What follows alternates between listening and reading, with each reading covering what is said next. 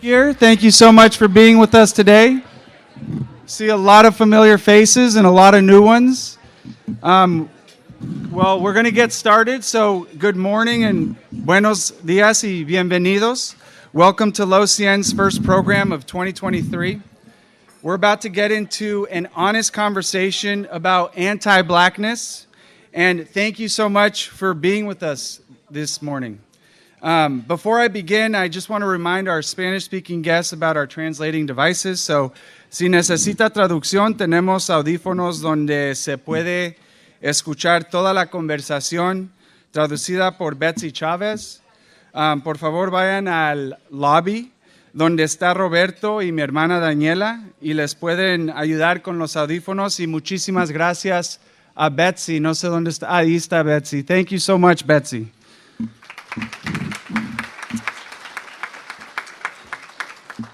At this point, we would like to do our land acknowledgement.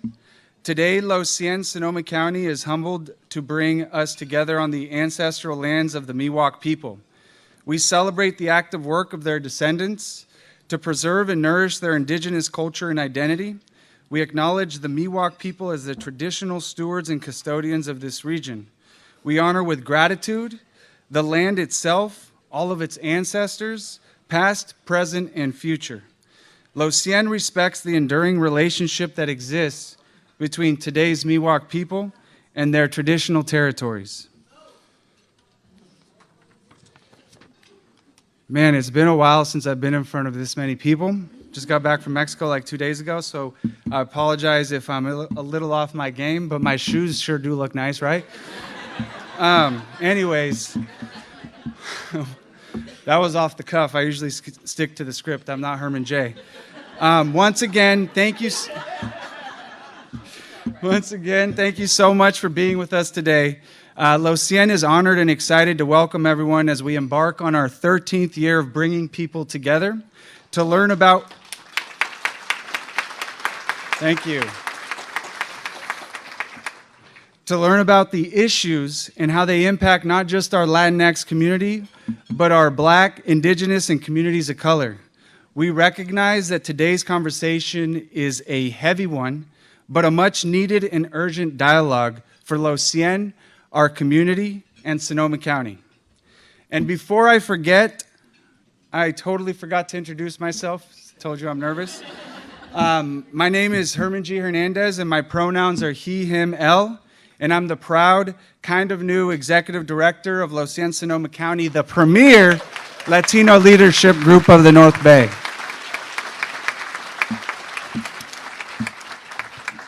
Today, we have a sold-out program, as you can tell, with 300 guests and a wait list of close to 100 people. Today's topic was voted the #1 topic that our members wanted to learn about through a survey that we conducted in October of last year. But that's not the only reason we kicked off our 2023 programs talking about anti-Blackness. We're also having this conversation because simply, it's long overdue. And as our program committee was planning our 2023 topics, the not surprising revelations of the Los Angeles City Council's blatant racist, offensive, and extremely inappropriate remarks were leaked by the LA Times. We didn't hesitate.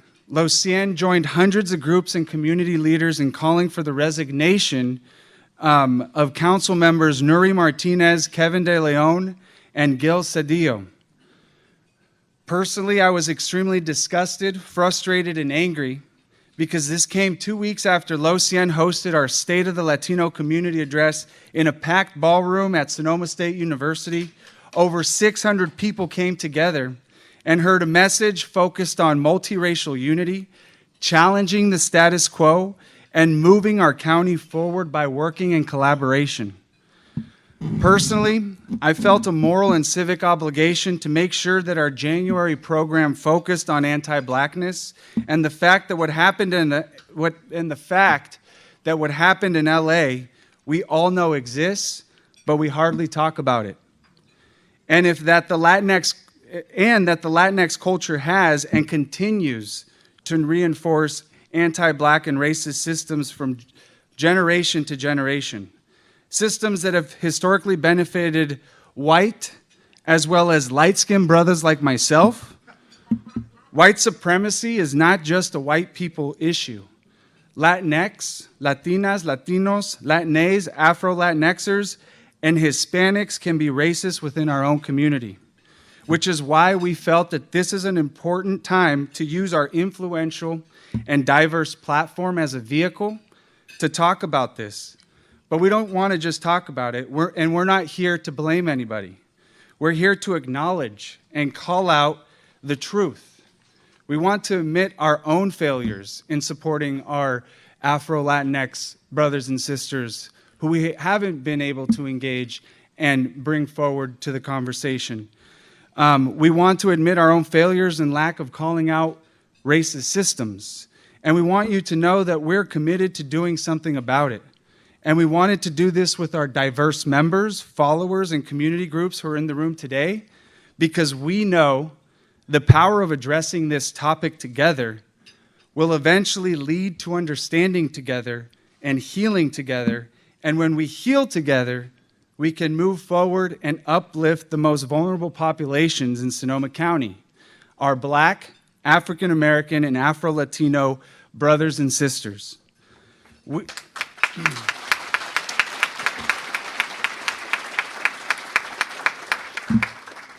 Let me make this very clear. We, Cien, are not experts in the term or application of anti-Blackness practices. I'm here like many of you. I am a student of this topic.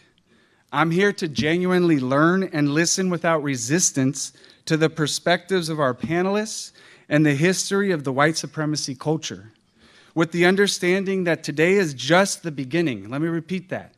Today is just the beginning of many more conversations. We do not expect to change the world today, and we do not expect you to leave as anti-Blackness experts. I also want to be clear, when I say white supremacy, I'm not talking about the extreme white supremacy hate groups like the KKK or white nationalists or Trump followers. I'm talking about an invisible culture and a system that was set up to benefit one type of body and skin color and make them superior while making Black, Indigenous, and people of color inferior. Today's conversation is meant to make you feel uncomfortable, and if you feel like that, it's okay. I'm going to be honest with you. I'm feeling extremely nervous and uncomfortable, but loving my shoes. Even when we had our planning meetings about what we're about to talk about, it made me feel all kinds of ways. This is not my comfort zone. But a wise woman told me at San Diego State University, the only way to grow individually and collectively is by putting ourselves in uncomfortable situations and growing through those experiences.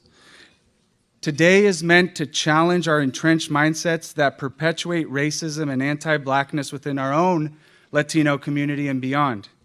And it is designed as an introduction and a beginning to a much longer and larger journey towards inclusivity, understanding, and healing in Sonoma County.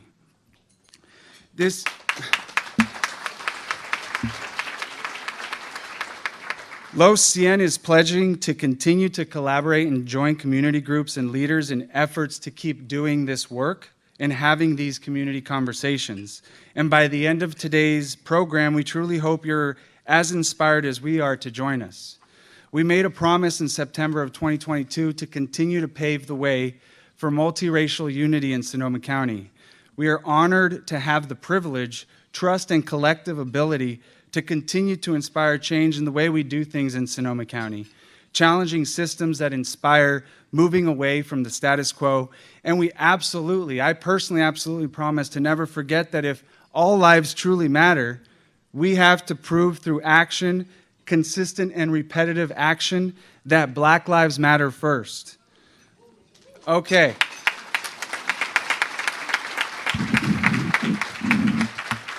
Sorry, I like Captain America, I can do this all day. If you watch MCU, that's what he says, and never mind. But I still have to do the gritos and the shout-outs, so I'm going to move on. I apologize. My opening is a little bit longer because of the nature of this topic. I want to start with the gritos by giving a ton of love to Cien's program committee and the work group, which started meeting in October to put today together. I want to thank the co-chairs, Lisa Carreño and Ellen Velazquez Muralles. Thank you. As well as the committee, Zeke Ortiz, who's over here running the PowerPoint, Socorro Shields, Big Papa Herms, Monica Avina, and the amazing Dr. Danny Dominguez. Thank you. I also want to appreciate our courageous and inspiring guest speakers for taking time from their busy schedules to help create today's conversation. Thank you once again to Dr. Dominguez, Berenice Espinosa, Darnell Bowen, and Dr. Leny Strobel for your hours of time you put into designing this program.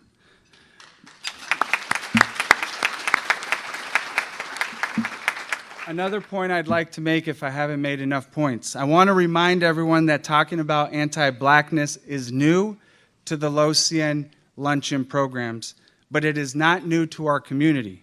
And many community organizations and leaders have already broken ground on this critical and sensitive topic, which is why we want to appreciate and celebrate the following organizations for their courage and for empowering organizations like Cien to be able to make space to talk about anti-blackness. If you're in the room, please stand, because we definitely want to give you some love and a round of applause. Thank you to the Hannah Institute, Equity First Consulting, On the Margins, NAACP Sonoma County Santa Rosa, Sonoma County Black Forum,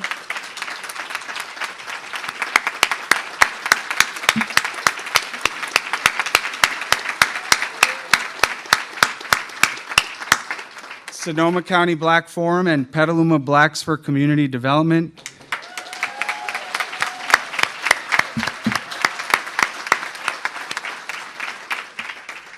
Y'all are the real MVOs, the most valuable organizations. Anyways, now we want to welcome our students. This is what we traditionally do for our new guests, because we do have about 150 people who have never attended a Cien program here today in this room. But we usually start out with recognizing our students and the community organizations that are here, and then we give some love to the electeds. So we're going to start with our students who are with us today. We have students from 10,000 Degrees, Anley High School, Elsie Allen High School,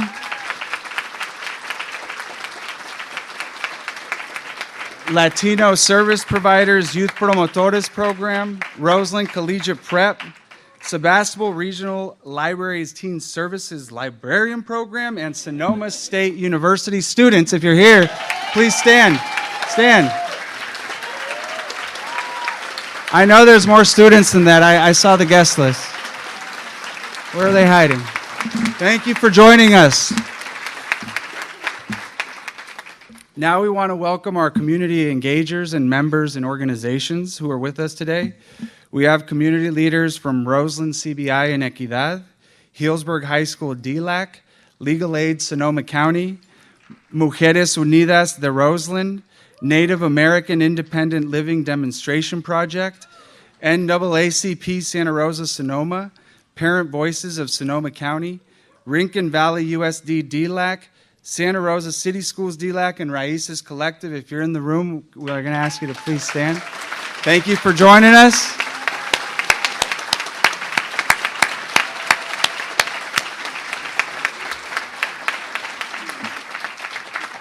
Now, because I'm running extremely short on time, I'm going to read off the elected officials who are in the room, and we'd like to give them and their staffers some serious love. Starting off with Dr. Amy Carter, Superintendent of the Sonoma County Office of Education.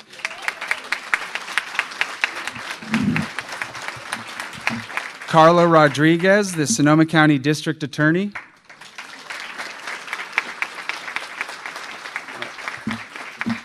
Chris Corsi, 3rd District Supervisor and current Chair of the Board of Supervisors of Sonoma County. David Hagel, Vice Mayor of the City of Healdsburg.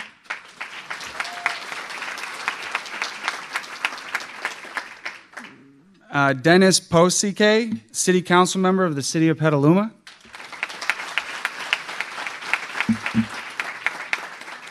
Eddie Ingram, Sonoma County Sheriff.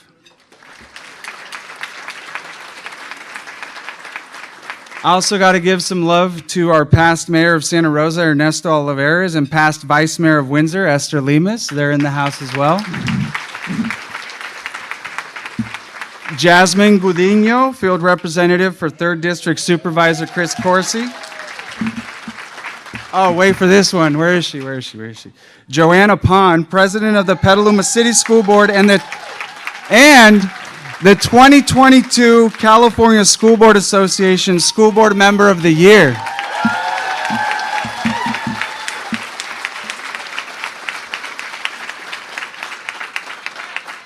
Katrina Giudici, District Representative for Congressman Mike Thompson's in the House. The mayor of the city of Petaluma rode his bike all the way up here, Kevin McDonald.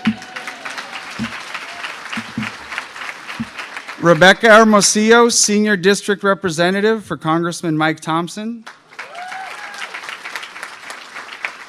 And last but not least, the past mayor of Rohnert Park, Big Willie Linares.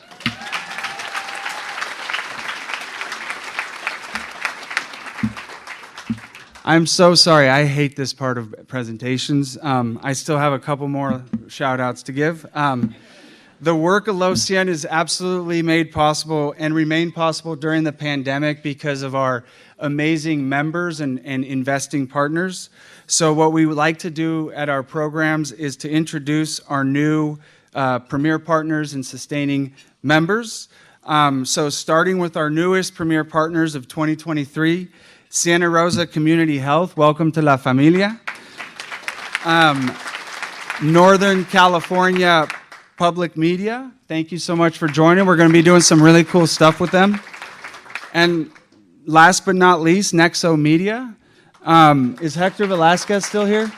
So big shout out to Hector Velazquez and the team at Nexo Media because they're going to be recording every single program and all of our big events that are informationally focused, like the State of Latino Community Address, so that all 3,000 of our followers and members will have access to these moving forward. So thank you so much to Nexo Media.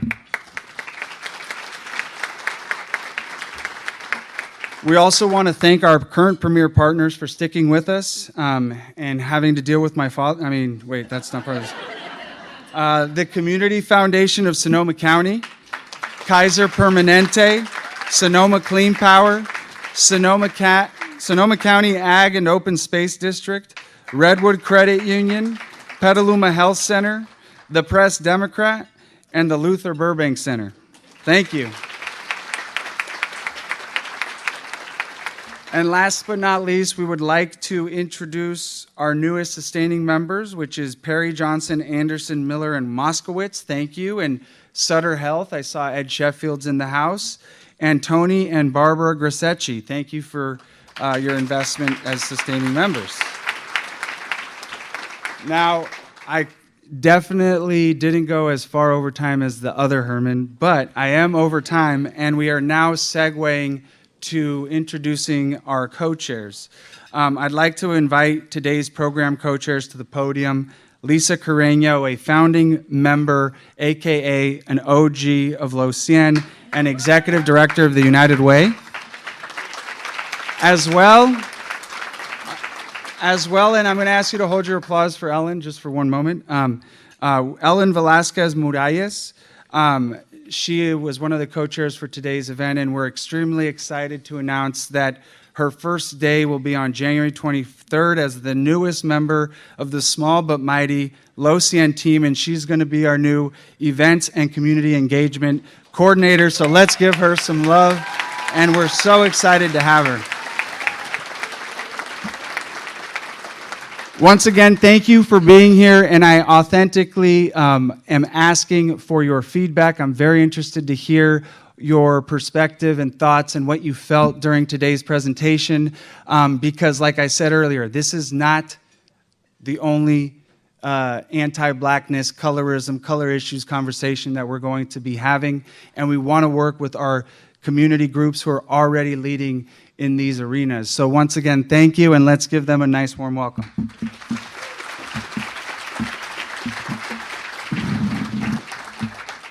Good morning, everyone. So Ellen and I want to welcome you to an honest conversation about anti-Blackness. As Herman said, I'm Lisa Carreño. I'm President and CEO of United Way of the Wine Country. I'm a cisgender Latina lesbian. My pronouns are she, her, ella. And I'm part of the OG. For those of you who are my demographic, OG means like old gangsters. That's what I hear. Or original gangsters, I don't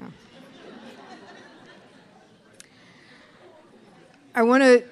My remarks are often, you all have heard me, my remarks are often,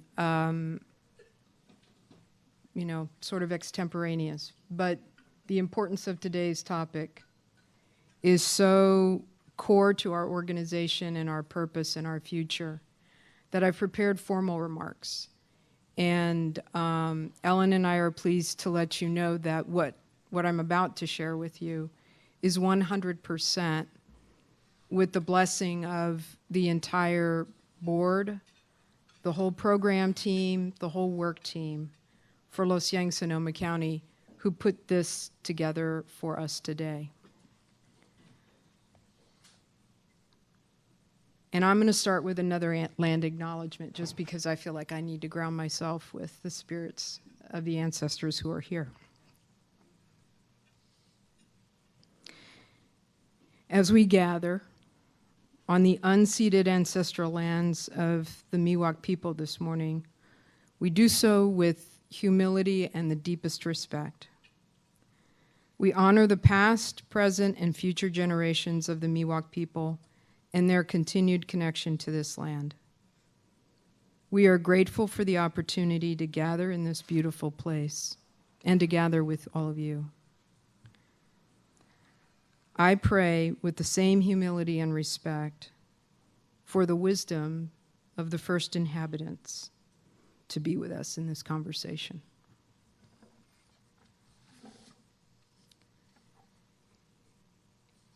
In my role as Vice Chair of Los Cien, Sonoma County, I would like to address a question that is perhaps on your mind. An uncomfortable question, but one worth bringing out into the open. To experience the bright light of this day, and it is a bright, beautiful day. The bright light of all of your spirits, and the highest aspirations for this conversation. Since our principal goal here today is to have an honest conversation about anti-Blackness, and yes, I know the expression anti-Blackness makes some in the room feel very uncomfortable. Some may be asking themselves and quietly asking those with whom they are close, has Los Cien been doing enough as an organization?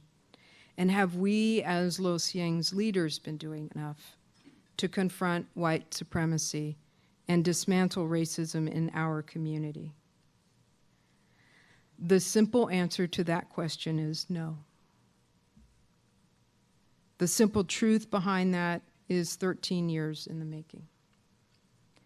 As you know, our founder, El Jefe, Herman J. Hernandez, began to convene us in the back room of Mary's Pizza Shack. There can never be a Los Cien program without mentioning the back room of Mary's Pizza Shack. And Herman did that because there were so few Latinx voices leading, influencing, and informing policy development and resource allocations in our county. Too few of us were at the table, he said. And you also heard him say, and it always felt like we were on the menu. Back then, we didn't openly name what was bothering us, that our underlying concerns were that racism, institutionalized oppression, and systemic white supremacy led to our exclusion from policymaking, decision and design opportunities, and access to resources. But we were organizing ourselves, and allies sensing the same injustices joined us. We talked for months about whether or not to be an inclusive organization. Look around the room and see what we decided. We understand that hearts and minds can change when we are learning together. While our programming evolved, always driven and inspired by the same underlying concern that racism, institutionalized oppression, and systemic white supremacy led to our exclusion from policymaking, decision and design opportunities, and access to resources. We became better informed, more aware, and bolder.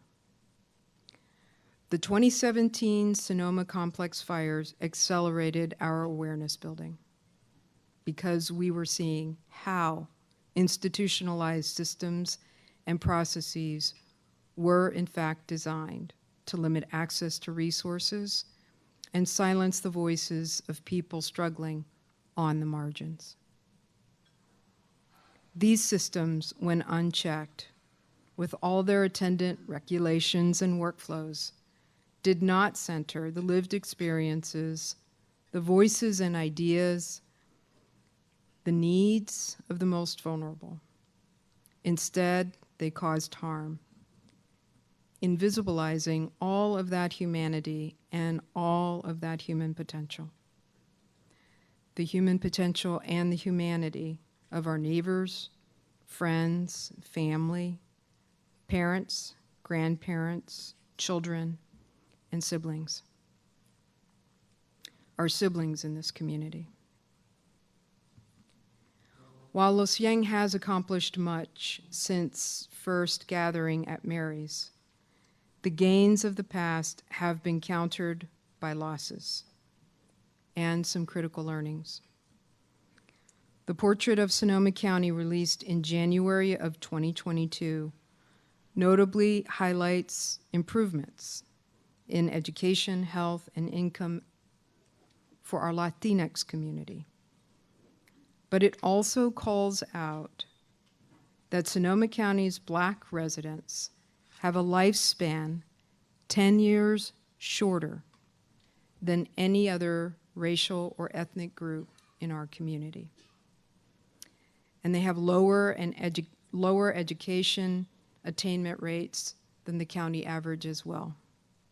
In fact, Sonoma County's Black residents have lower Human Development Index scores than the state average. Why? In addition, Sonoma County's Black, Indigenous, and immigrant communities have suffered the greatest losses during the pandemic. Income and jobs, food and housing instability, declining education persistence and attainment, diminishing health, mental health, well-being, and lives lost. Whatever the Latinx community's gains have been since the 2014 Portrait of Sonoma County was published, we, Cien, failed to see in that report an opportunity to build alliances, to help reveal and dismantle the systems and processes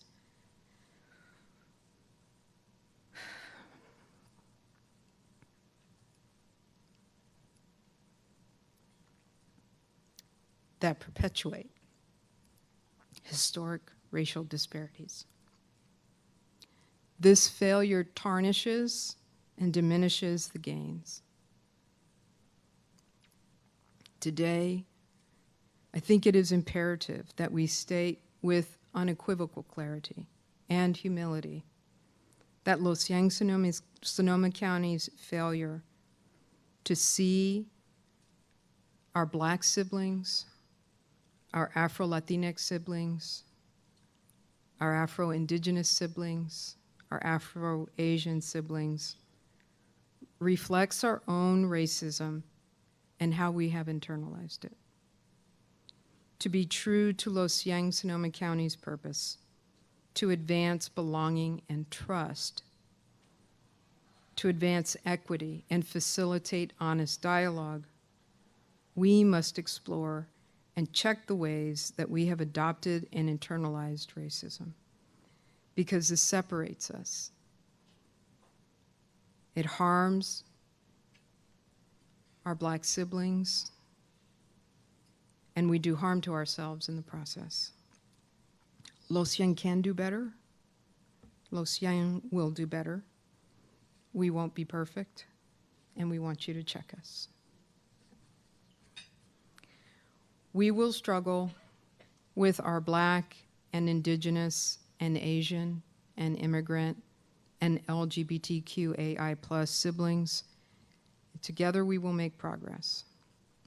To our Black siblings, our Afro-Latinx siblings, our Afro-Indigenous siblings, our Afro-Asian siblings, on behalf of Los Cien Sonoma County, and I do mean all of us, the board, the staff, our program volunteers, and our members, I am so sorry. We did not see or understand sooner in our development, in our evolution, how our actions and inactions have caused you harm. We are committed to learning, aligning our work with you, and seeking paths towards healing and wholeness, and celebrating our common pride and power. Now it is my great pleasure to turn this program over to Ellen. I'm going to invite volunteers to help us set up the table after we do the next thing. I just want to say about our moderator and our panelists. You saw their bios. So I'm just going to introduce them this way. You're about to meet Dani. Dani has been a mentor, a coach, and a voice of consciousness in my brain from the day I met her. Bernice is a force of nature, and she is a truth teller. And I'm so grateful for your honesty with me. Darnell, I only have one word for you. Brother. And then Dr. Leny Strobel. She is the Professor Emerita of Multicultural Studies in my head. She has been with me since we met at a Sonoma County LGBTQI Giving Circle education program back in the summer of 2018 in my head. And I have never forgotten the lessons she shared with us that day. So Ellen is going to take over from here, and we're going to welcome and thank our panelists for the rest of the program. Thank you all for your attention.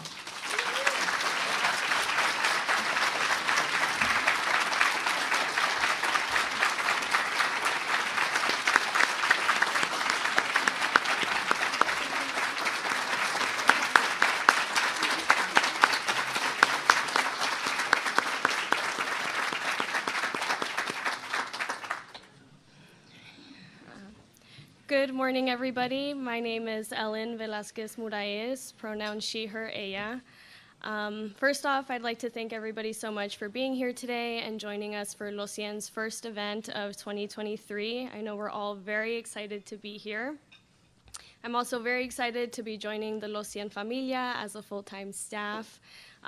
Really quick history of mine with Los Cien. I attended my first program as a college student in 2016, and last year I joined the program committee, and now I'm hopping on as a full-time staff, so it's been an amazing full circle event for me, which I'm extremely grateful for.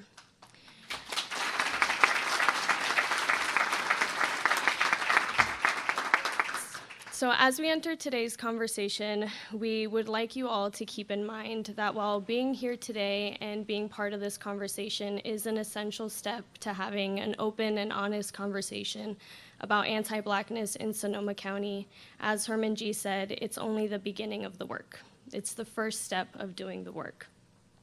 This conversation is giving us the opportunity to open our minds and dig deeper within ourselves, to hold ourselves accountable, to begin our own individual work after we leave this room today, to dismantle our own internalized white supremacy and anti-Blackness. We would now like to bring your attention to a powerful poem by Victoria Santa Cruz, who is an Afro-Peruana artist and activist. She has shared in an interview that this poem was inspired by her personal experiences with racism as a young girl, and we invite you all to embrace this poem with an open heart and open mind. Thank you.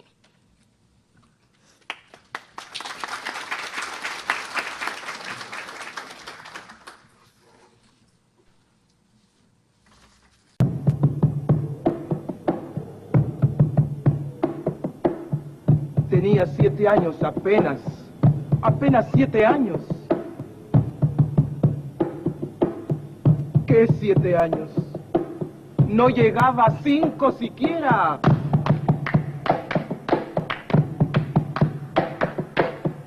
De pronto unas voces en la calle me gritaron: ¡Negra! ¡Negra! ¡Negra! ¡Negra! ¡Negra! ¡Negra! ¡Negra! ¡Negra! ¿Soy acaso negra?, me dije. ¡Sí! ¿Qué cosa es ser negra? ¡Negra! Yo no sabía la triste verdad que aquello escondía. ¡Negra! Y me sentí negra. ¡Negra! Como ellos decían. ¡Negra! Y retrocedí. ¡Negra! Como ellos querían. ¡Negra! Yo odié mis cabellos y mis labios gruesos y miré apenada mi carne tostada y retrocedí. ¡Negra! Y retrocedí. ¡Negra! ¡Negra! ¡Negra! ¡Negra! ¡Negra! ¡Negra! ¡Negra! ¡Negra! ¡Negra! ¡Negra! ¡Negra! ¡Negra! ¡Negra! ¡Negra! ¡Negra! Y pasaba el tiempo y siempre amargada seguía llevando a mi espalda mi pesada carga. ¿Y cómo pesaba?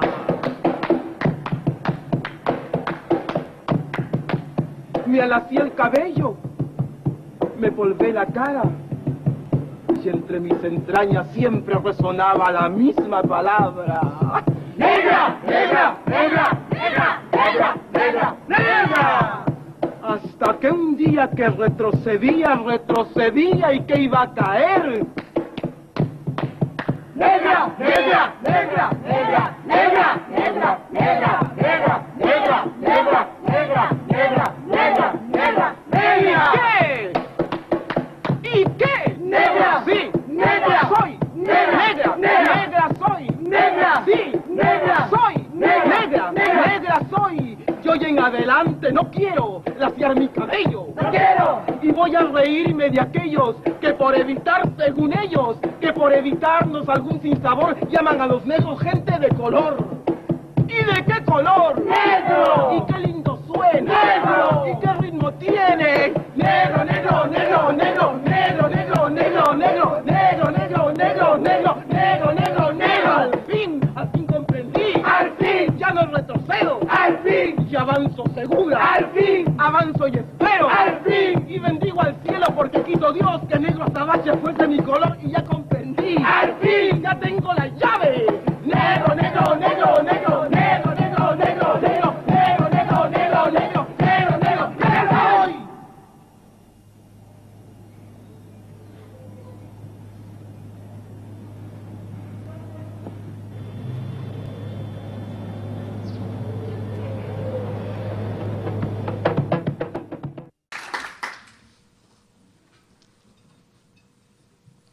So what came up for you when you watched that video?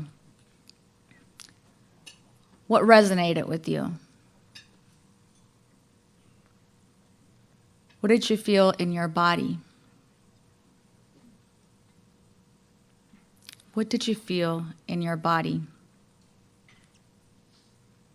We have to feel it to heal it. And so today, what I want us to do is just that, to feel together. My name is Dominguez. I'm a cis, queer, non-Black Latina. I'm an assistant professor at the University of San Francisco, and I'm also the founder of On the Margins, and I have the honor of being able to moderate today's panel, so thank you so much. And thank you, Lisa, for your words. We have heard from G and from Lisa that Cien will be on a journey to host and actively engage in accountability conversations. What does accountability mean? What does true accountability mean to us? We know that this is one conversation of many. We have learned about Cien's desire for a cross-racial coalition for equity and justice, and to successfully organize across racial lines for liberation, we, every single one of us, needs to heal. Not just talk, not just collect data, not just write reports or come to fancy luncheons, but heal. We need to heal. There can be no healing without justice, and no justice without healing. Anti-racist healing requires that we boldly reject and dismantle white supremacy, as we have heard from G already, and that when we're talking about white supremacy, we're not talking just about the KKK or the Proud Boys. We are talking about a system of domination that exists here in Sonoma County. An economic and political and social system of domination that continues to undervalue our Black siblings. We need to name white supremacy. As Lisa mentioned, the system of white supremacy harms every single person in this room, and we have to underline and emphasize that it disproportionately harms our Black siblings. But here's the thing, the true purpose of white supremacy is disconnection. White supremacy lies to us. It is deceitful. It disconnects us from who we are, what our true value is, and it disconnects us from each other. Anti-racist scholar Ibram X. Kendi has shared time and time again that to heal from white supremacy, to be truly anti-racist, we must confess. Are we ready to confess? To be truly anti-racist, we must confess. And we know that there's so much confessing that needs to happen in this room. I remember 2020 after the uprisings, when many of us made promises. We hosted moments of silence. We made commitments to racial justice. But let's be honest. How much has each one of us really put on the line? How much have you put on the line since then? 2022 was the deadliest year on record for police violence in the US.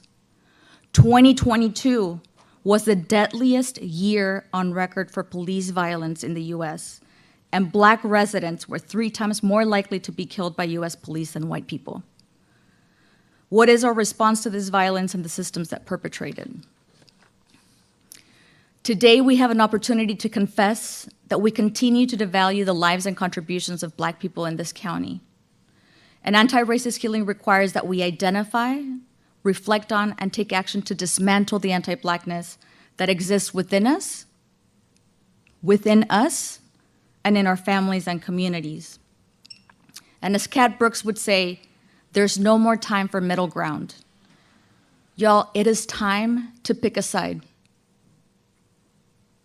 Are we going to keep upholding white supremacy, or are we going to tear it down? There is no time for performative allyship.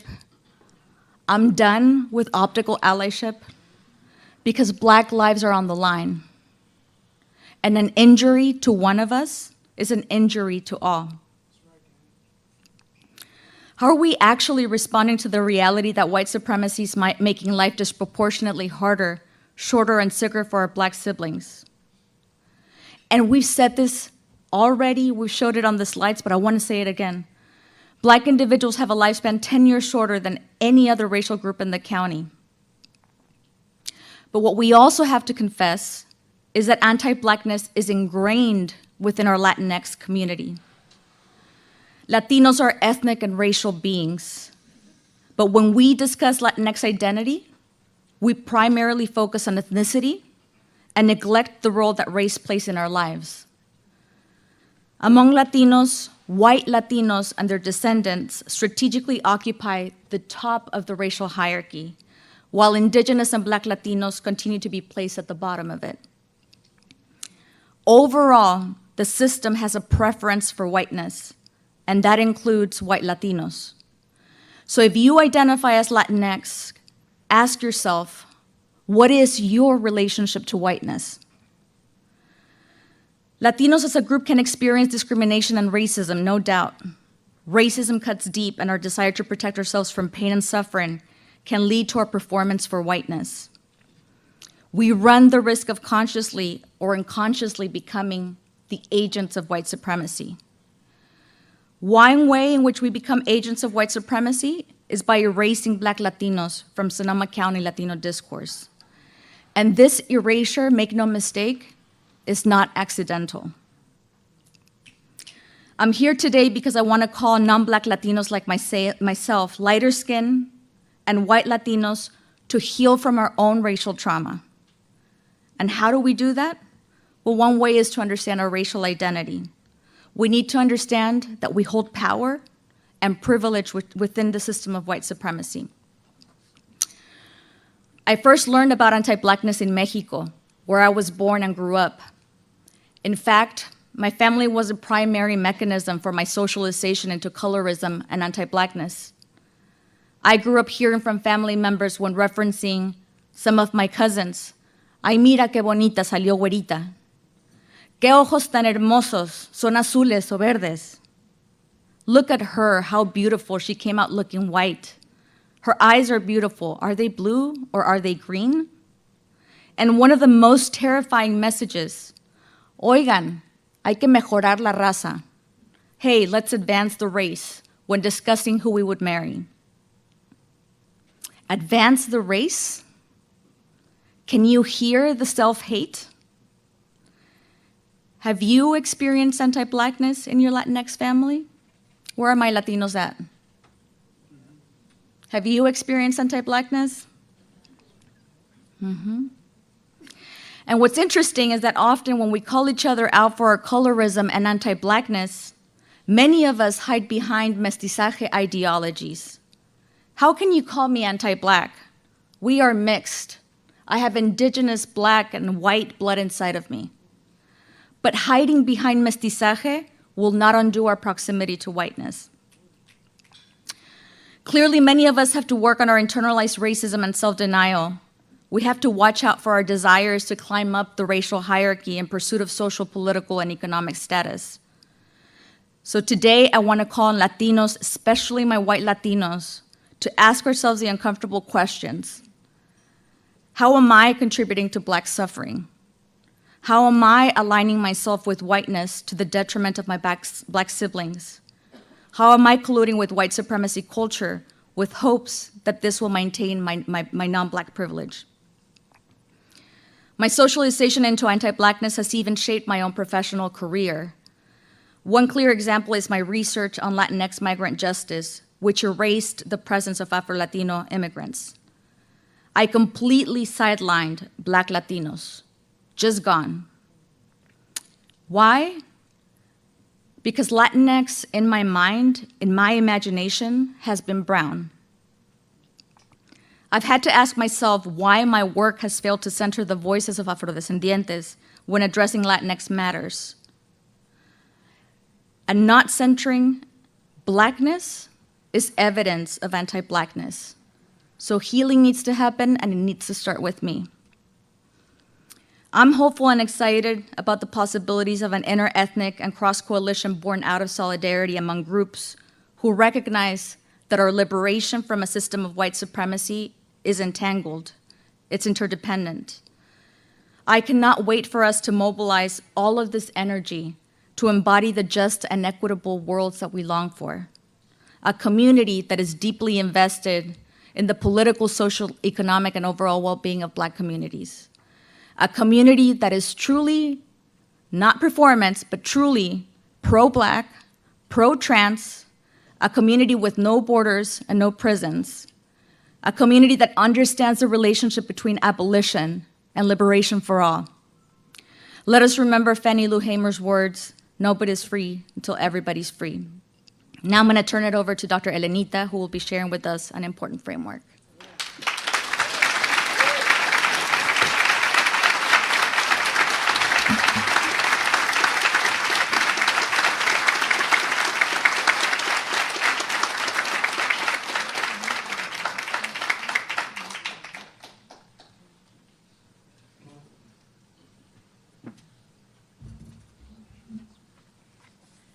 Good afternoon. My name is Leny Mendoza Strobel. I am Kapampangan from the Philippines, but I am a 40-year settler on Wapo, Southern Pomo, and Coast Miwok lands. And for the last few decades, I have been decolonizing and trying to unwhiten myself. I want to thank G and Lisa and Dolly for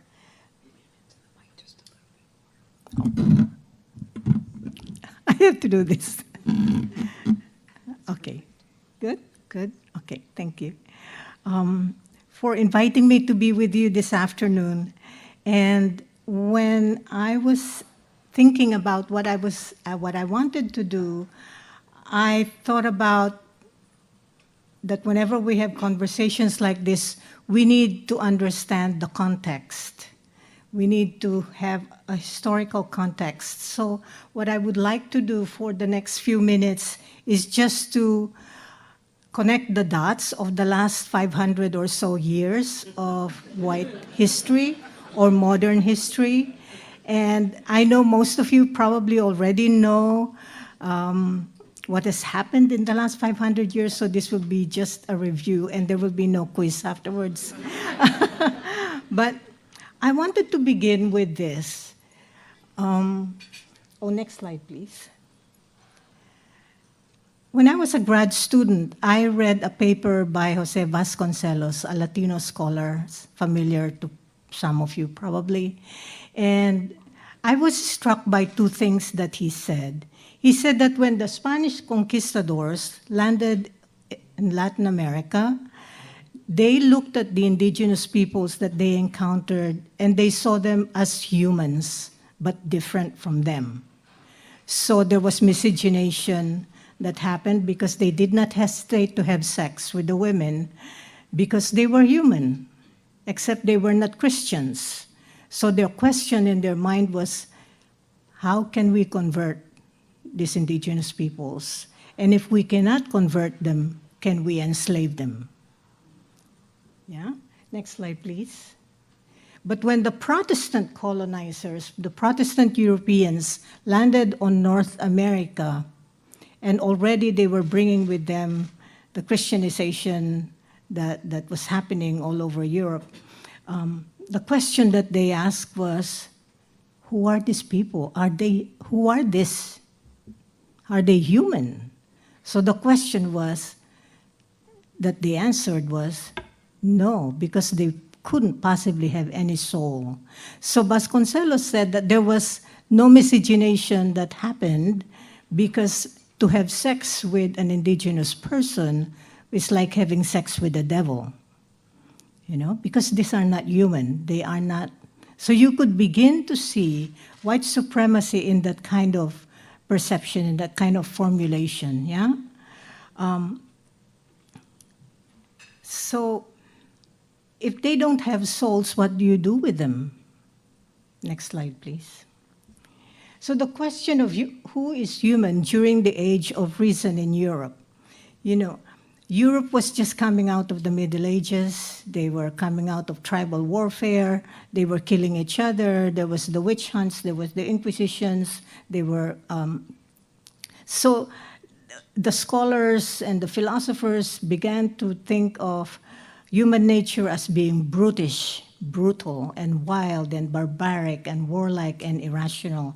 And they wanted to get out of that state of nature. And they said, we need to become proper persons, you know? So in order to become a proper human being, these European men with privilege and property developed a social contract amongst themselves, just amongst themselves. It didn't include women and children, you know. And the social contract was in order for them to behave civilly toward each other, a promise not to harm each other in their pursuit of self-interest. And out of this social contract, which was considered a very virtuous and ideal contract, emerged our ideas, their ideas of self-interest, individualism, competition, independence, and we call all of those virtues now neoliberal ideas, right? So Europe was just emerging from so many hurts, so much pain and trauma. And the age of the social contract theory between 1650 and 1800 overlaps with the growth of European capitalism, giving social contract its racial subtext. Because whites assumed are naturally better than those who are subpersons. So, next slide, please. So during the age of colonization and imperialism, you see this idea of who is human and who is not human enough in the papal bulls, in the doctrine of discovery, in the concept of terra nullius. All of these are religious justifications of colonialism in the name of helping those who are not yet human to become human. In other words, to become civilized. And the social contract then had to be racialized in order to justify the taking of land. Indigenous scholars will tell us that colonialism is all about dispossession of the land. Yeah? And by 1935, nearly all of the continents on this planet were colonized by Western Europe and the United States. Yeah? I come from a colonized country, the Philippines, 500 years under Spain and 100 years under Hollywood. So, but lately we've been called the Latinos of Asia. So, but that's another story. So there were two papal bulls in particular that I want to call your attention to. The papal bull of 1455, which granted the Portuguese a monopoly of trade with Africa and authorizing the enslavement of local people. And then the papal bull of Pope Alexander VI in 1493 to justify Christian explorers' claim on land and waterways they allegedly discovered, and to promote Christian domination and exploitation. Yeah? Next slide, please. Okay, so now the United States builds a nation state. There used to be a discussion whether it's a settler state or colonial state, but anyway. But we know that the foundation of the United States began with native genocide, extermination of indigenous peoples.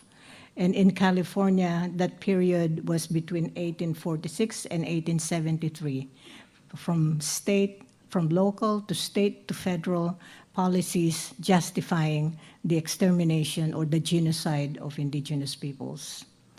Now, the process of Americanization was happening throughout this process, and Webster was commissioned to create the dictionary to differentiate British English from American English, you know. So English language would now be associated with what it means to be an American. An American means here white Anglo-Saxon Protestant, because of all of the European immigrants that came here and settled here. It was the Anglo-Saxon variety that became dominant. It says that Benjamin Franklin was really afraid of the Germans becoming the more dominant ethnic group, so he made sure that English would become the symbol of what it means to be an American, you know? So white then became associated with what it means to be an American. And to be an American is to be human. Yeah? So that is just in the area of language. And we see the racial contract, we see this racial subtext of the social contract.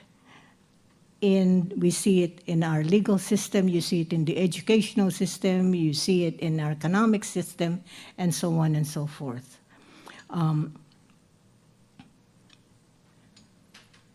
Next slide, please. So white supremacy and capitalism are married to each other. Yeah?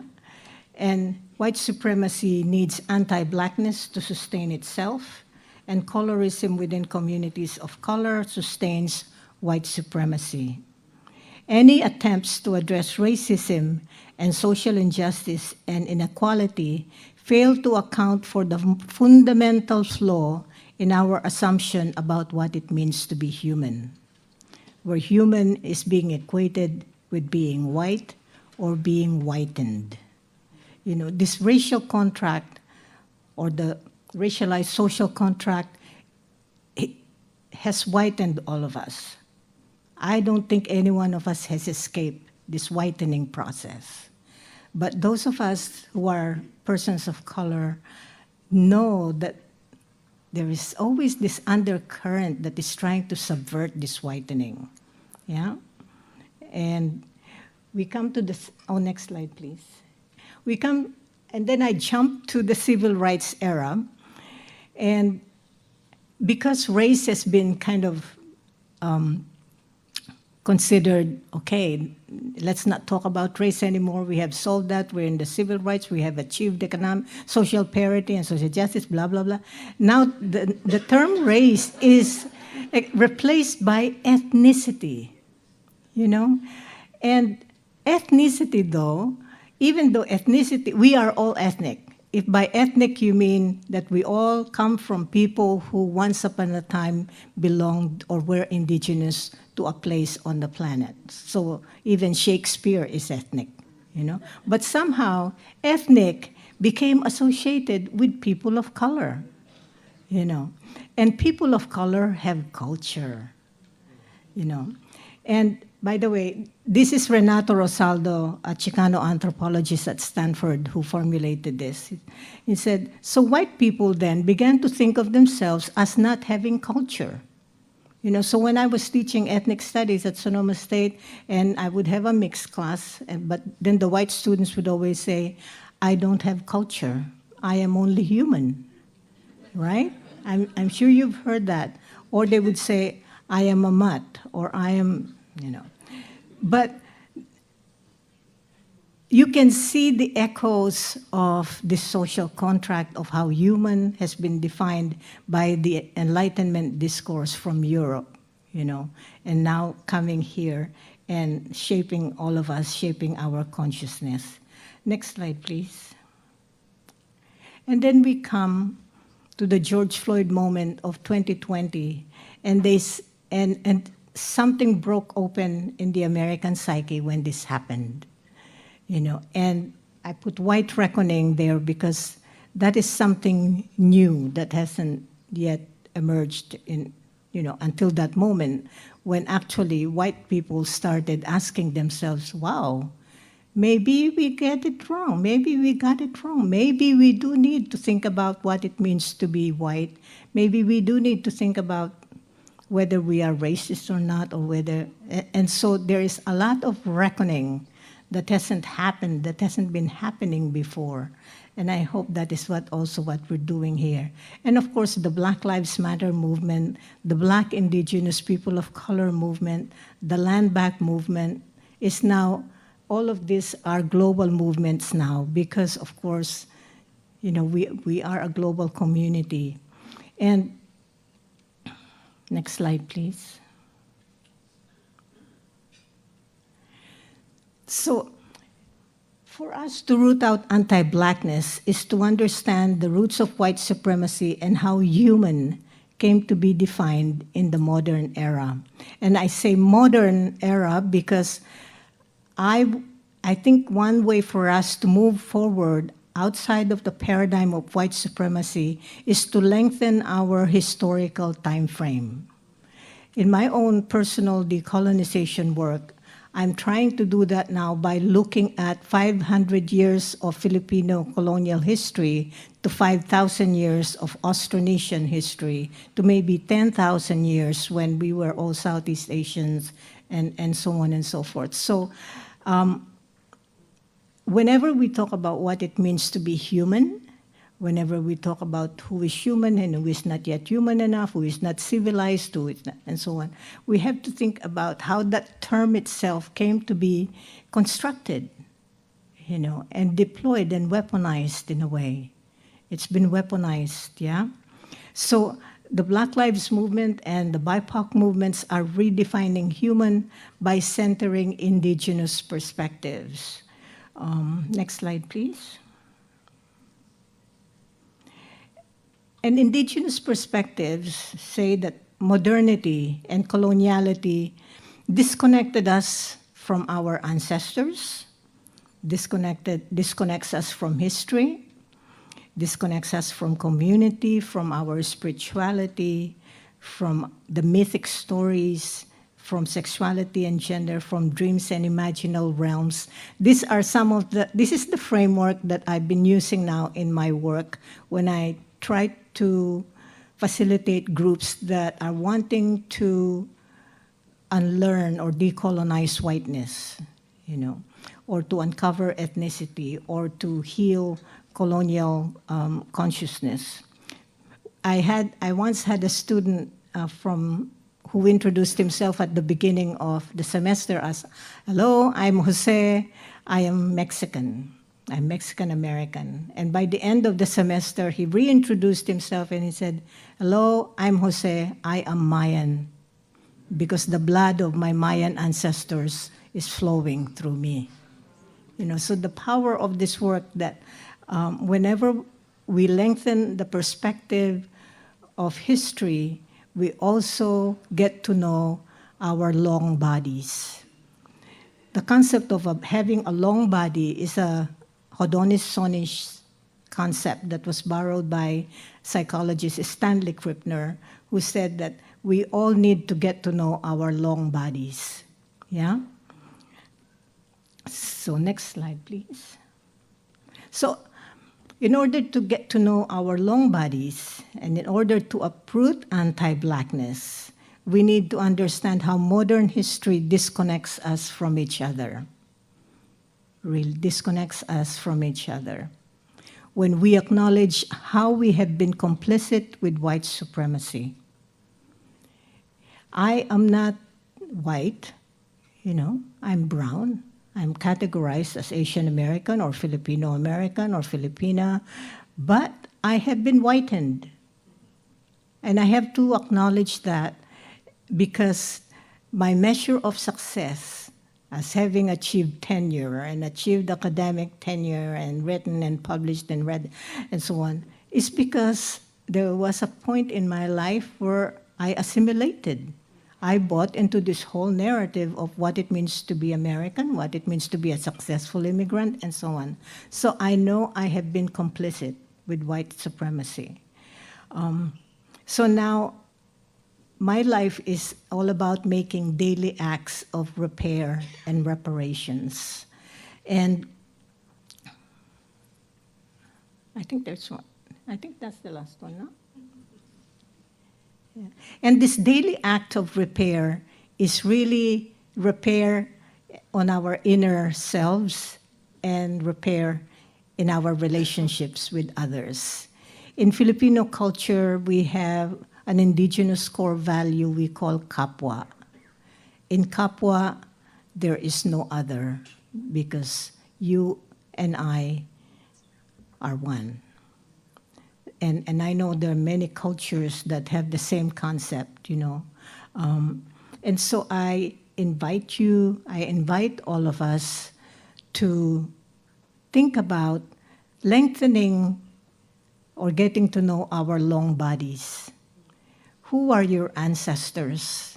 What happened when they left Europe to come here? What were they fleeing from? What was pushing them out? You know, what were they being persecuted for? And so on and so forth. There is a documentary that I would like to recommend called Schooling the World. Schooling the World is the idea of education as it has spread around the world, the idea of democracy, the idea of schooling and what every school children should know. And Helena Norberg Hodge in that documentary said, why are we educating students in order to belong to urban consumer cultures? You know, so I think there's a lot to unlearn. There is a lot to undo. And I think we are in that pregnant moment where we can begin, all of us work together at getting to know our long bodies, extending this period of history. And that is what excites me, is seeing the different movements, especially movements led by young people, like the Just Transition movement, the Black Lives Matter movement, the Land Back movement especially, and so on and so forth. So I thank you for the opportunity for listening to a little bit of my story and for connecting the dots. This is the way I thought that I was able to connect the dots for myself, that in able to get out of this prison of modernity and coloniality, I have to then extend and expand my view of history. So thank you so much.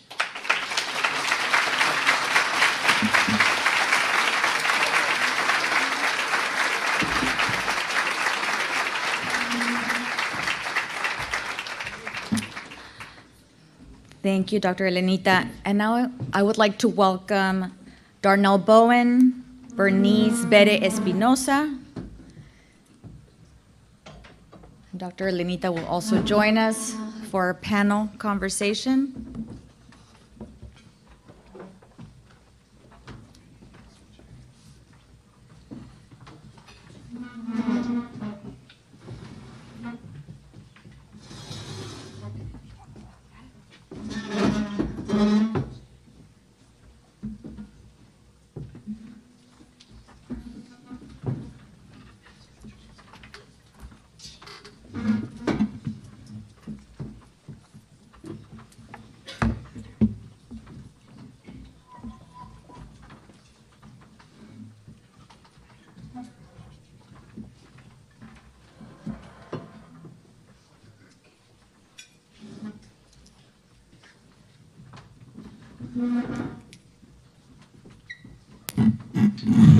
Do we have mics?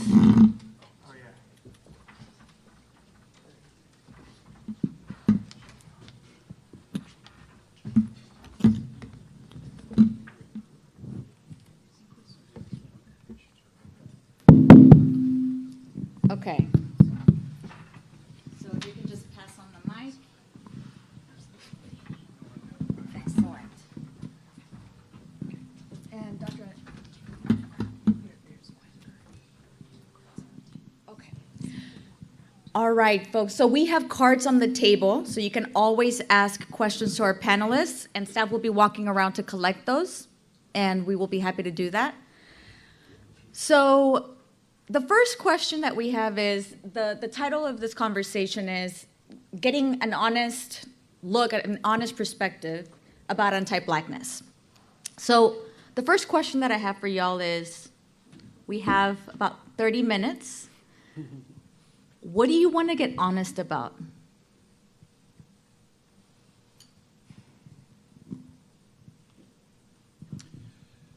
Thank you, Danny. And thank you all for your time. This is what I want to be honest about, is that we have the courage to address this very important issue. It affects us all. Yes, we have the data to show where the trends are. Some are heartbreaking trends. But this affects real lives. So I am very honored to be here, first of all. I want to thank the Cien board and the leadership for sponsoring this event. So I just want to get that out here, and I again want to honor you all by thanking you for your time. What I want to be honest about is what Dr. Strobel mentioned, which is, how did we get here? How did we get to this day, this afternoon? And more importantly, what does that mean for where we're going? What does it mean for our children? What does it mean for their children? What does it mean for this county and this state and this country? I want to know what I can do, what we can do to help improve the lives of those who are going to come after us, so that they will have the room, the courage, and the discipline to address the concepts that are going to be challenging to them. Which means we got to address the concept of the thing that is challenging to us now. It's not something we're going to wrap up in the next half hour, right? But it's important that we begin the conversation. I want to be honest about the fact that my Black friends don't stay in Sonoma County and feel pushed out. I want to be honest about how, as a Latina, Latinx person, having 1/3 of our community, of the population of Sonoma County being Latinos, and seeing my sister Demetra always fighting for our space at the table, asking what's happening for for comida para todos on the Commission for Human Rights, for Kirsten Lange, asking for the rights of the Latinx folks, and our community failing to see when they're not at the table. That's right.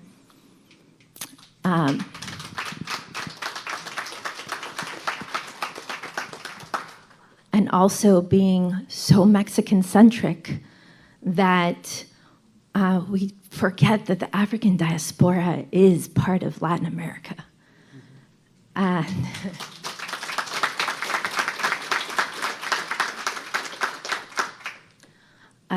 when studying African American studies comparative to Afro-Brazilian studies, there are 18 different categories for race in Brazil, and I'm branca, I'm white. That's astonishing to me. And then making sure that when we have dialogue about white supremacy and we look at things and we say, like, this is a white ally, but they're being oppressive or being a white savior, and then taking it inward and saying, wait, as a Latina, as a Latinx person, as with my color privilege, how am I doing that? Am I being a brown savior? And also, the last thing is having accountability. And if folks are telling you from that community that something's not right, something's not okay, then listen. And also, I want to be honest about how folks are tired. and stop going to your pet black friend and asking them to do all of the work for you. So.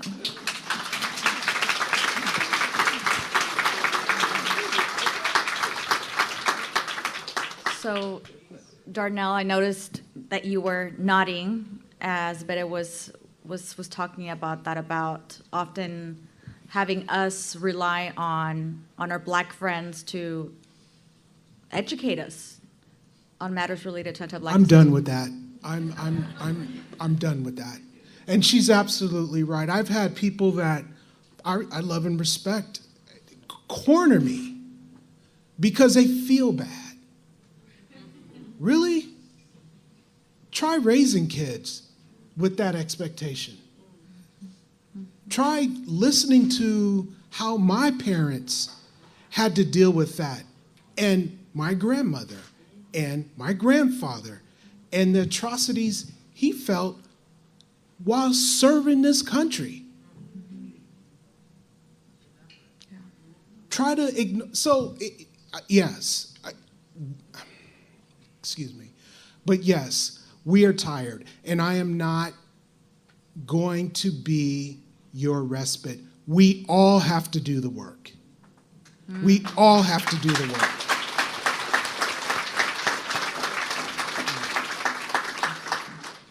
And I want to be honest, because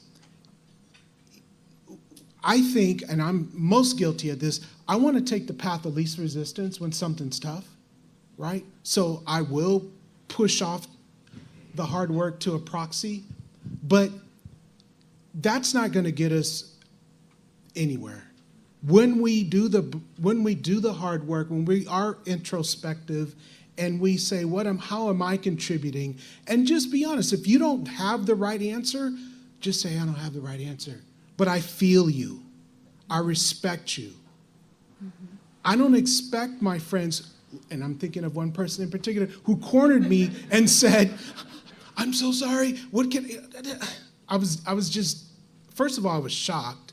I'm not expecting this person to have the right answer and to fix 500 years of history that I'm still learning. That's not fair to me. That's not fair to them. Mm-hmm. So I'm saying to us, and I'm having this conversation with her in my head, so go along with me. But thank you for acknowledging that. But don't look at me to say, well, what can I do? I'm not here to assuage your guilt. I'm not. I'm not here to make you feel better because we have a conversation. I'm not. What I'm here to do is to talk to you about it, but that's work that, my friend, you have to do yourself, right? And so I get it if you may not have the tools. I get it if you may not have the platform. That's where I think as a community we come together and we help make these spaces available so people can learn how they can then stumble into doing the work. Mm-hmm. Mm-hmm.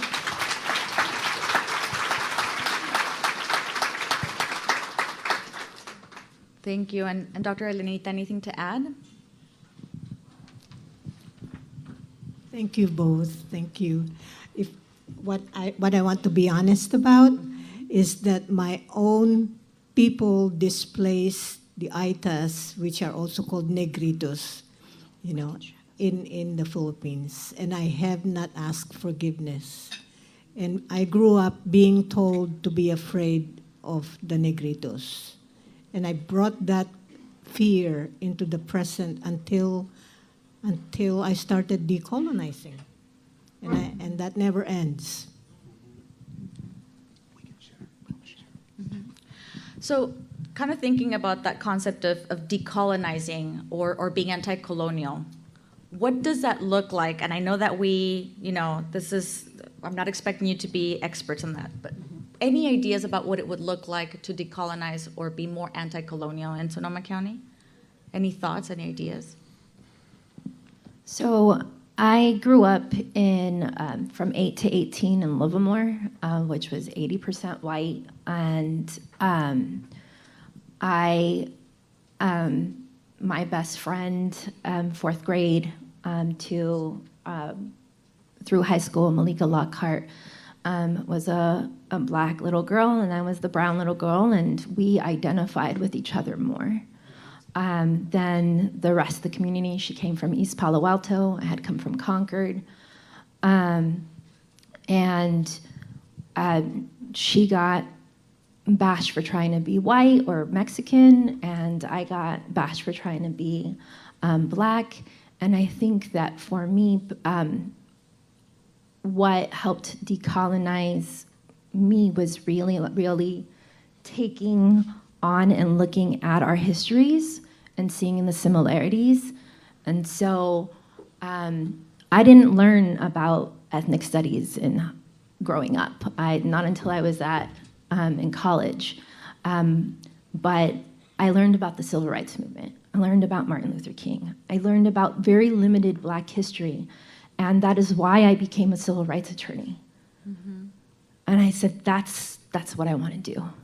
So when I had the opportunity to work at Willard Middle School, we had Betita Martinez, 500 years of Chicano history.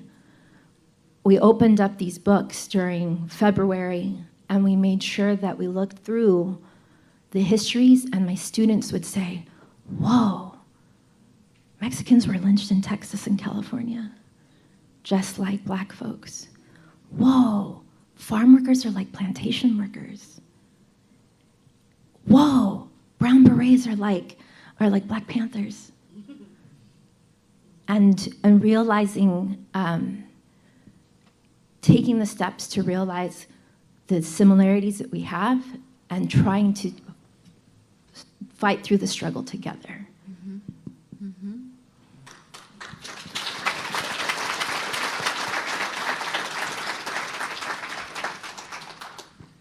The decolonizing work for me is an introspective endeavor because I have to realize that I played the game.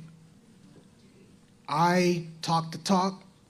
I did what I was told to do, crossed the T's, dotted the I's, played the white game to get to a point, right?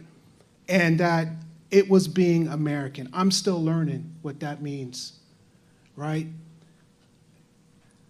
But I'm not going to shame myself for that. I'm not going to feel like that was the wrong thing to do because really, it's a mechanism of survival. It's what you gotta do. Is it a game? Sure. But I'm not the only one playing it. And so decolonization means that I look at that, I embrace it, I try to understand what it does, and then more importantly, like how I can use the experiences that I've gone through to help others to really like embrace it and say, okay, that is what it is. It is America. This entire experiment in this country has never been done before in the history of the world, where you bring in different people legally, morally, and immorally into a country and say, now y'all get along. It's never been done before. So we're a part of this whole process, right? That means you pick the good and you deal with the bad, but you try to get better. When you learn better, you're supposed to. So that's what decolonization is to me, is that once I learn better, once I be honest, once I'm questioning my own biases, how am I helping my sister? How am I helping my brother? Yeah. And what are we doing for these kids? Right? So it's a journey, but we need to start in spaces like this and promote this going forward. Can you imagine this conversation? I'm sitting here at the table thinking, would this go over in Florida?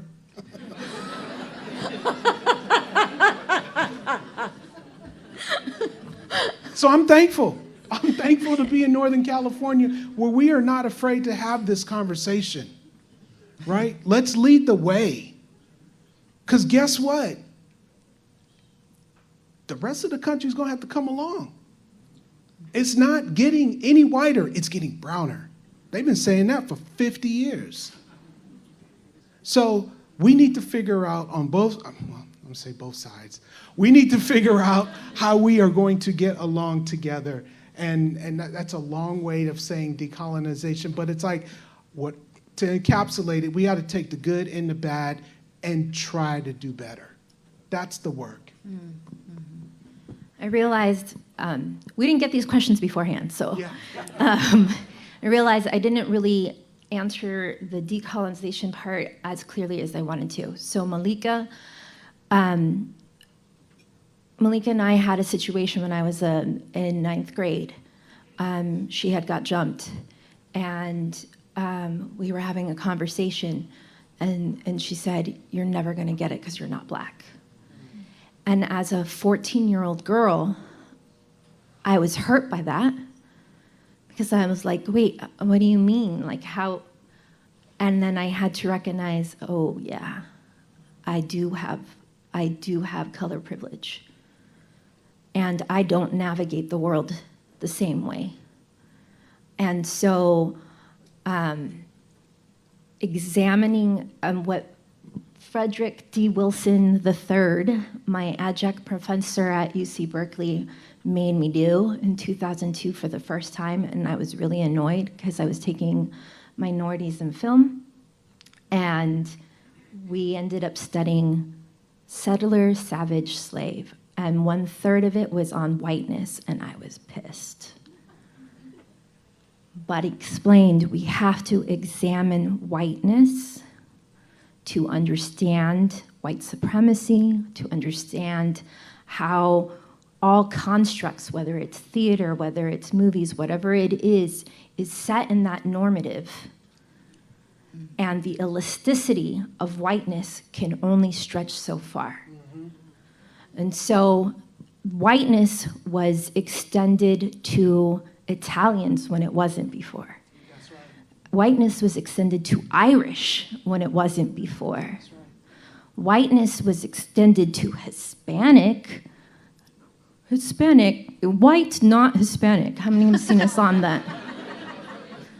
Because of what the doctor said, Dr. Strobel said it was for land. Especially in the Californias, the other Californias is a great book. It was to be able to marry in and be able to take over those lands. But if you were too dark, guess what? You were Indian. And so whiteness can extend over me if it's beneficial to white supremacy. But and the words of Professor Frank Wilderson, whiteness will never extend over Clarence Thomas as much as he tries.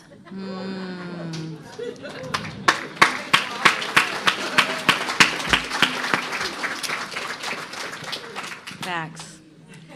So we have questions.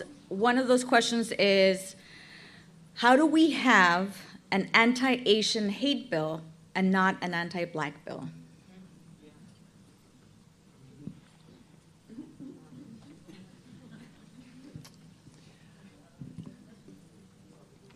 Everybody up in here grown. Like, we understand our politicians are reactive, right? They are reactive to the news. They are trying to look to cast the perception that they are responding to the issues as they come, right? Forget the Asian, Afro, like that's when we start like looking at the different things. It doesn't matter. Those are our brothers. That little old lady being pulled and beaten, that's my grandmother. I wanted to come through the TV when I started hearing that stuff. It doesn't matter about Asian or Black or Hispanic, or when one thing bad happens to one, it happens to all of us. And the longer it takes us to get that, the more stuck we will remain. That is not okay. So, yes, on point, anti-Asian bill, we need to push for it. And then we need to push for others, right? I'm not going to let that language stop me from doing the work that needs to be done. We all have a responsibility to take a much, much bigger perspective than that, and we all have the capacity to do so. Yes, there is an anti-Asian hate bill. There are other hate crime bills that have already passed, and we need to make sure that there is bite with those bills and that they are equally enforced.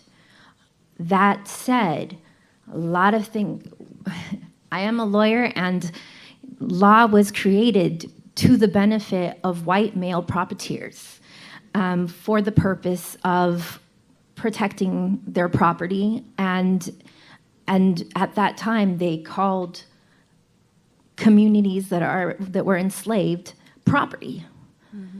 And so not all things are going to be solved with law. But I also want to recognize that there are folks in this room who made sure the CLEAR Act was passed. And if you don't know what that is making sure that law enforcement is really going through screening to make sure that they do not have associations with white supremacy groups and other prevention there.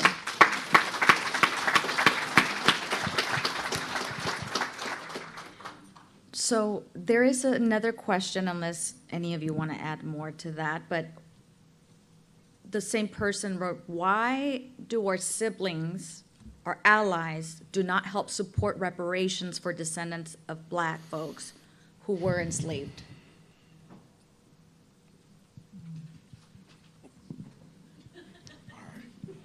I heard Dr. Strobel say, Do you want to say anything, Dr. Strobel? You know, I don't know, but what I do know is I know more and more folks who are making reparations personally and collectively with other folks. For example, Edgar Villanueva, who wrote the book Decolonizing Wealth. You know, he is now, and he works for philanthropic organizations where all of the capital and all of the foundation monies that he receives, he makes sure that they go to Black, indigenous, people of color-led nonprofit organizations. You know, and I think if we pay attention to who is actually doing the repair work and who is making reparations, then it kind of grows the movement. I mean, for me, paying attention to reparations made me question for the first time, just recently, you know, what do I want to do with this suburban tract home that I own? How do I pass this on to Black or indigenous community, you know? Or how do I turn it over to indigenous stewardship? You know, and there are more and more people asking those questions. So, I'll just add, it goes in line with the same mentality as NIMBY, right? Not in my backyard. It's like, oh, that's a really great idea. Just don't take my house. You know, I mean, as someone who I just got, next month is going to be 2 years since I purchased my home.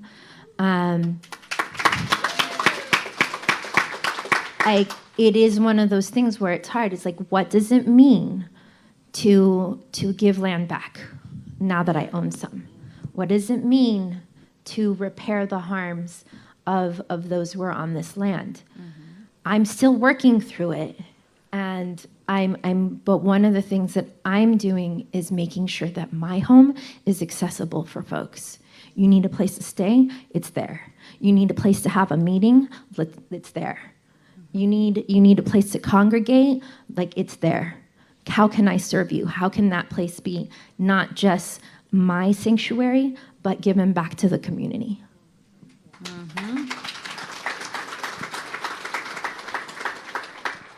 I'm gonna flip that question because I can't wrap my head around an economic reparation. I can't. Because really what that means is if you give me money so that I go away, does that mean that my experience, we talked about the long history, does that mean that it doesn't matter anymore? Does that mean I can't talk about it after I get my paycheck? I can't wrap my, I saw an article talking about $14 trillion. $14 trillion. We need to remain competitive now. Where's that going to come from? My point is this. This is a reparation. The conversation is what is really needed. I personally, Darnell, can't put an economic number, a dollar, on collective experience. I can't. What's important is that I do the investment in the work to build the relationships, to address those issues, to say this is where you live and this is how we get along. That's, a lot more difficult than pulling out a checkbook sometimes. And so I point that back to the audience. What does a reparation mean for you? Thank you. Thank you. I want to think about other forms of reparation that don't necessarily aren't monetized, but like access to education, environmental justice. Why are the folks in Richmond and Pittsburgh,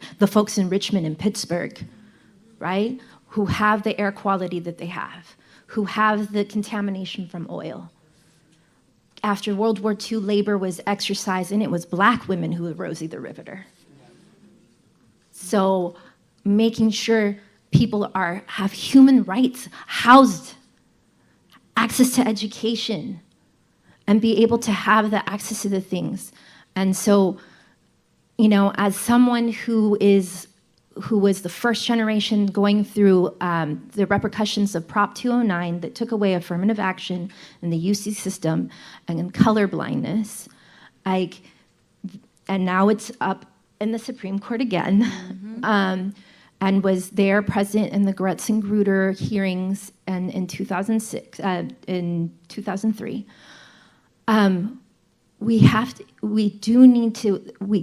We co-opt words like diversity and let it say like, oh, we need a tuba player. It's literally in the Bakke decision. It's like, no, affirmative action was a form of reparation. Like, so let's get back to it. Let people have access. Thank you. So we do have more questions, but we are running out of time, and so I'm going to go ahead and pass those to Los Cien so that they can revisit these. So in the last couple of minutes, final words. I know that we've discussed maybe some like actionable strategies that people can do, things that they can take on between now and the next conversation, or anything that you want to say before we pass it back to Lisa. Couple of things. Learn how to interrupt bias. When your tía says, pues cásate con un negro, like, stop that mess. Like, and don't let it fall on the shoulders of the person who is being subjected to the bias. We have some resources up here, including Do the Work, the Anti-Racist Activity book, that actually has you coloring, greenlining, and redlining. There's other books that have some of that. Coming to the Table as an organization where you can do some of this healing. And also, I'm putting it out there. I asked several of you before this started, call me in, talk to me, hold me accountable if I'm messing up. Make sure that I'm not just talking about it, but I'm doing something. Mm-hmm.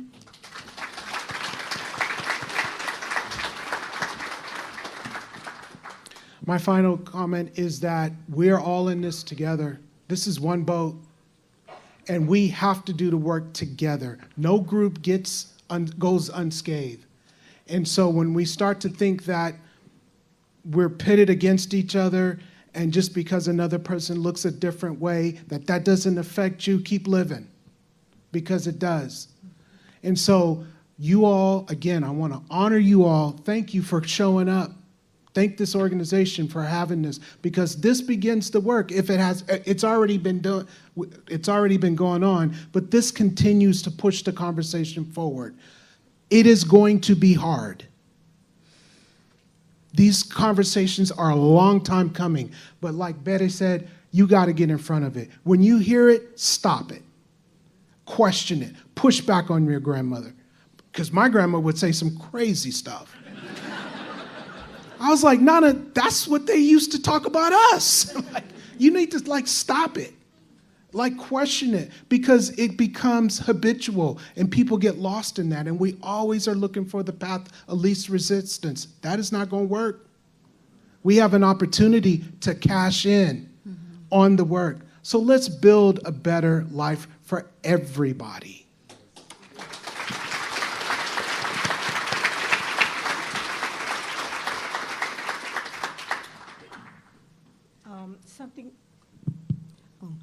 My last word is get to know your ancestors. What have they lived through to survive and bring you here in this room at this moment? And what would they like for you to do to continue healing and to continue healing for the next 7 generations coming after you? I'm so sorry, Danny. I would be remiss to not quote bell hooks. Some people notice that my nickname is Bere with a lowercase b, and the resistance to the assimilation of my name in honor of bell hooks. Our society is very individualistic, and so to quote bell hooks, the single most important bond is that of community.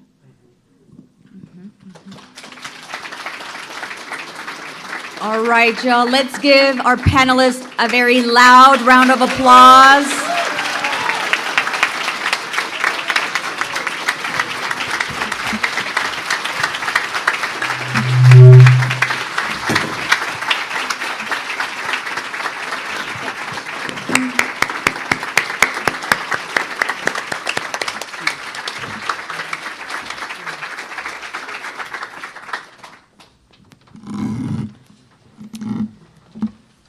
Thank you, everybody. Thank you, Danny. Thank you, Bere, Darnell, Dr. Strobel, for inspiring, informing, and getting in our heads. As you all walk away and reflect on today, which is really what we hope will be the primary outcome of today's conversation, that you pause and reflect on how you will work on building your own understanding and awareness of what it means to dismantle racism, starting from the racism within you. Confront your own conscious and unconscious biases. I'll just say I have crazy grandparents too.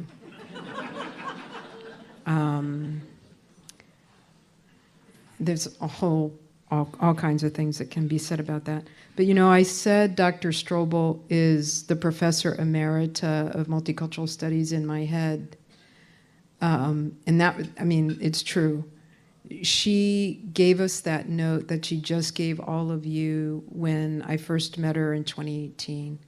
Get to know your ancestors. Understand what brought you here through the stories of what brought them here. And I'm still doing a lot of unfolding and unraveling of that story. But it feels like a real privilege to spend time doing that, and I'm grateful, so thank you very much. We are going to be sending you the PowerPoint program, which on the last 2 slides has the information about a number of the references, the resources that were mentioned by the panel during their conversation today. We are also sending you the link to Victoria Santa Cruz's video. We have already been sending you a lot of links to a lot of material. Podcasts, reading material, video and audio, so that you can curate your own work. And then we will call you in again. We want to know from you how being present today has affected you. And we want you to call us in if we haven't done what you felt like we needed to do. For now, we're just very grateful that you made the space to be with us today. Sacrifice is a word that means to make sacred.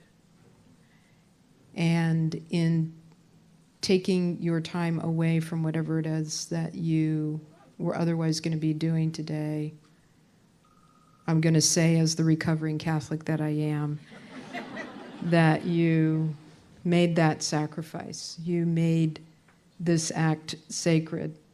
You've made this time with all of us sacred by creating space in your life for all of us. And we are never going to undo that. This really is a powerful paradigm shifting moment, and we're so grateful that we get to do it with all of you. Thank you.